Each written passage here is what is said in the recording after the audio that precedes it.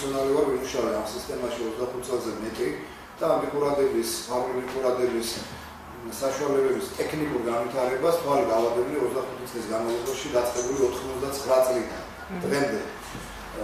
გამორიცხულია, რომ კერძო პირი ასეთ მასიურად და ასეთი დონის ფარულ მიყურადებას ახორციელებდეს. ეს ხელეწიფება მიუხედავად ამისა, 21 საუკუნეში 2015 წელია, მხოლოდ სახელმწიფო ინსტიტუტებს, სახელმწიფო ძალოვან ინსტიტუტებს.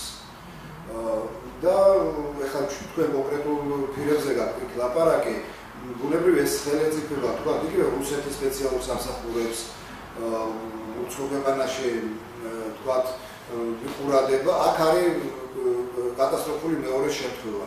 საქართველოს უსაფრთხოების სამსახური ეჭვს გარეშე იღებს საფირს, იღებს მტკიცებულებად ისე, რომ არც მის ავთენტურობას, არც მის წარმოშობაზე არ დაობს ან არ საუბრობს და ამ თქვათ ფირების დაყრდნობით შემდეგ დახავს აქეთ-იქით ხალხი დაკითხვებზე და ასე შემდეგ.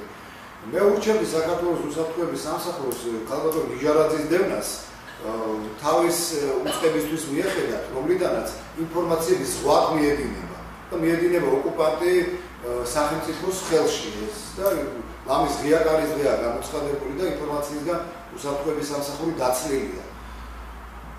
აღარ გააჩნია მას როგორც ჩემთვის ცნობილი, აღარც სადაზვერვო სისტემები, აღარც ოკუპანტის ტერიტორიაზე, აღარც ოკუპირებული საქართველოს კუთხეების, შიდა ქართლის და აფხაზეთის ტერიტორიაზე.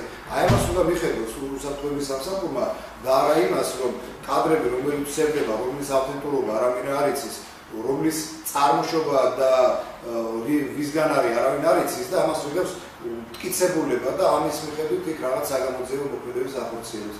აი ეს არის ყველაზე უფრო ცუდი ამ კადრების გავრცელების თემაში. ეს აშკარაა